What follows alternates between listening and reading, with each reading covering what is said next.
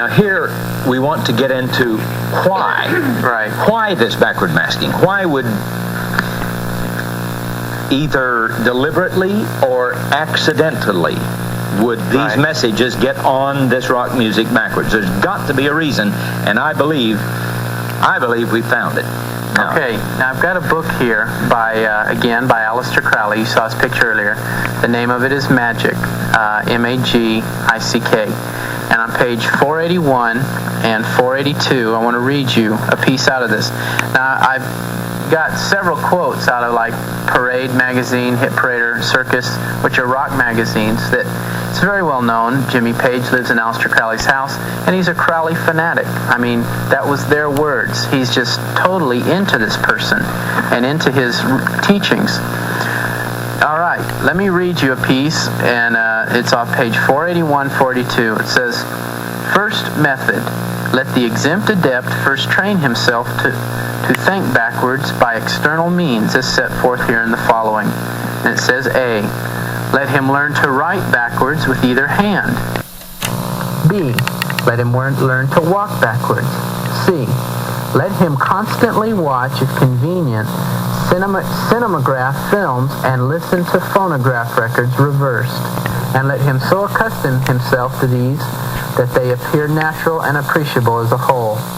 Let him practice speaking backwards, for I am he, let him say, E, ma, I. Let him learn to read backwards, and of his own ingenium, let him devise other methods.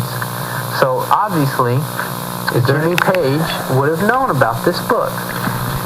And in the context of what you've just read, is there any purpose that Aleister Crowley gives for practicing this backwards stuff? Well, I've read the book and or parts of it. That particular part, and it is a very confusing book. If you're not totally into this person, if you're not totally into Aleister Crowley, the book seems a little confusing as to why he wants you to do this. And I still have not decoded why I've gone back several pages and tried to read forward, but to me it's not real clear why he wants you to play it backwards. In fact, I talked with a guy that used to be a priest in the Church of Satan, and he said many of their incantations and spells they will repeat backwards for some reason. I don't know. Maybe there would be a viewer, maybe a former Satanist or someone that could phone us in and tell us why in their incantations and in their satanic worship, they do practice this backwards. Right. I think we have the clue here that's going to unlock the door to this in just a moment, but it's most interesting that in Aleister Crowley's book, the devotee to what? Satanistic worship is encouraged to think backwards, talk backwards, listen to phonograph music backwards, do all of these kinds of things backwards. Now, whether he said that to get messages is not concrete. I mean, I'm not saying he did that just so you'll hear messages like what we heard tonight with there's power in Satan, or, Satan, he is God, he is God. That's not concrete. It's just an interesting piece that I feel is kind of another piece to the puzzle. I don't think I've found everything yet, but there seems to be something fitting together here that is kind of scary. But I'm going to go on to the last song now, and it's obviously Stairway to Heaven by Led Zeppelin. And there's some interesting pieces on Stairway because it's not, I'm going to play almost the whole song for you forwards and let you hear it. It's not your typical rock and roll song. It's not heavy guitars and heavy drums and that sort of thing. It's a very mellow song, and the words are really weird.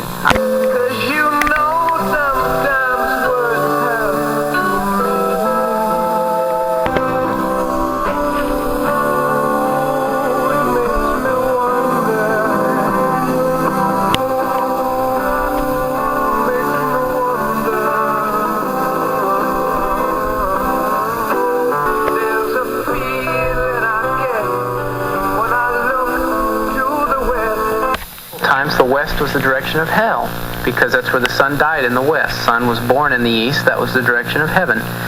There's a feeling I get when I look to the west, and my spirit is crying for leaving. And I'll read the last verse for you, because it's very interesting. It says, "And as we wind on down the road, our shadows taller than our soul, there walks a lady we all know, who shines white light and wants to show how everything still turns to gold.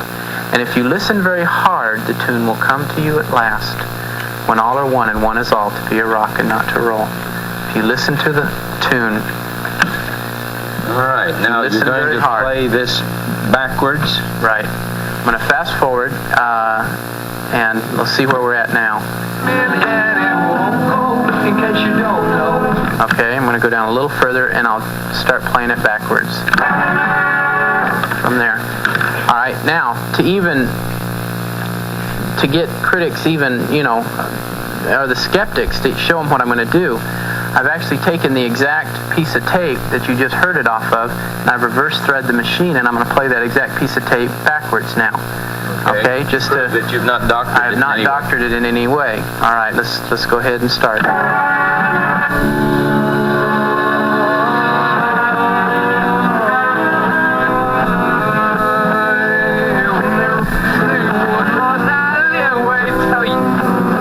Okay.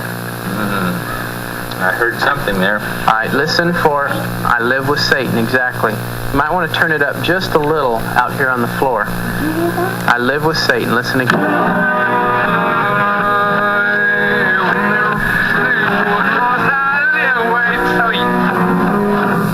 Okay. As I live with How Satan. many in the audience heard that? Now let's get that.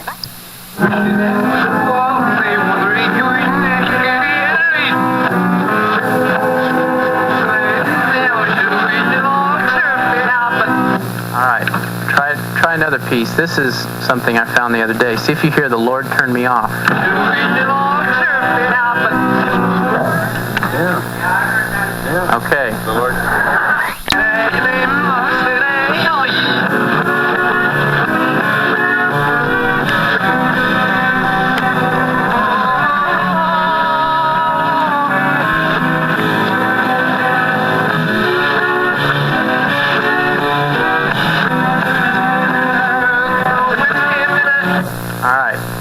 Try that for you.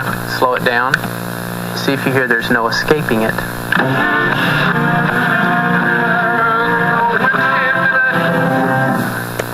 There's no escaping it. That is actually, and it makes me wonder. When he says, and it makes me wonder, backwards is translated into there's no escaping it. Try it one more time.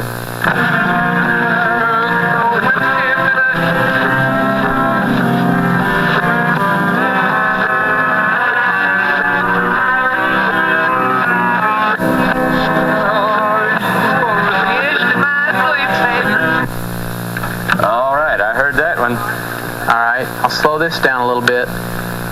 Listen for here's to my sweet Satan.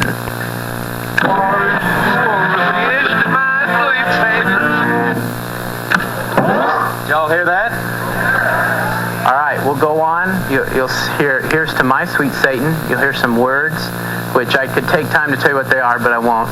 And then you'll hear there's power in Satan. And let's just go on.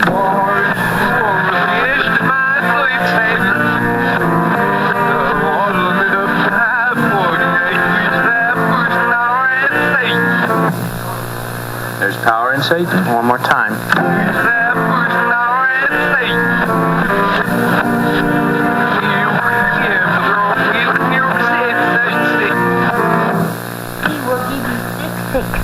Yeah. And, again, I can't explain this. I don't know why it's saying that. Let's go on.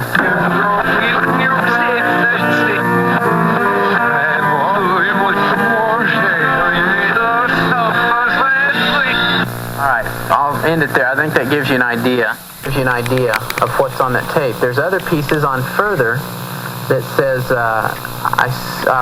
they've got to live for Satan, and all kinds of pieces on there. All right. Why is there the common denominator? Is my question. Paul Jr. and I were talking about this just an hour and a half or so before the program tonight, and I had been in prayer about this. The mystery to me all along has been why? How come? Why are these messages on? Either deliberately, I suppose, for promotional purposes, as in the case of the Beatles. But what about some of these that certainly appear to be accidental? And we were just talking about this, and all of a sudden, Paul Jr. jumps up from the table. He dashes down, I guess, to your car somewhere and gets a letter that I think is going to give us the key to this whole thing tonight. And this comes by revelation, I believe, from the Lord. I was praying about this, and into my spirit just a few days ago, it just overwhelmed me. Now, think with me for just a moment. If you walk up on the street to just the average person, not even a Christian person, and just say to that person, hey, you want to get involved with Satan? How would you like to go to hell? How would you like, if the person's got his right mind, he's gonna think, the intent of Satan to the unsuspecting person who would not normally get involved with him, knowing who he is. I'll kind of set up who this guy is. His name's William H. Yarrell II. He's given me total permission to quote anything he has to say. He's from Applied Potentials Institute in Denver, Colorado, or Aurora, Colorado, actually. And I talked with the guy last night, in fact, and he has been studying the brain for 14 years, he told me. He has gotten information from Stanford University, UCLA, he named every major college there is, as far as neuroscience, neurology, everything that has to do with the brain. This guy has studied it, and he gives lectures on the brain and the incredible, obviously the most incredible organ God has given us as far as complexity. All right.